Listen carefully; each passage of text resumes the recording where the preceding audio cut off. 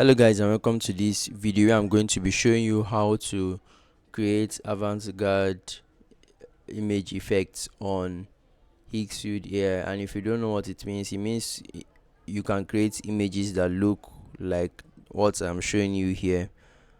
You can go to this website higgsfield.ai, and which is a website that allows you to create visually stunning video effects, short video effects, and image effects with the click of a button. So you can scroll to the Higgsfield AI after creating an account or signing in, then click on the Avant-Garde option here. It takes you to a page similar to this where you can see the samples created. You can click on any of them. You can click on generate to go straight to generating your own original content, or you can click on anyone that seems like you would enjoy recreating. Click on it and then you can actually recreate it from here.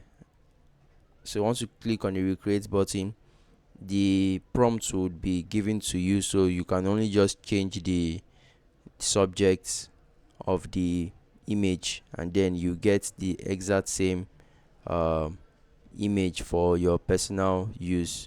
So once the image is once it's done generating, it would appear here. You can see my creations here. So once you're done, you can download it through the section here, and then it will be downloaded to your PC.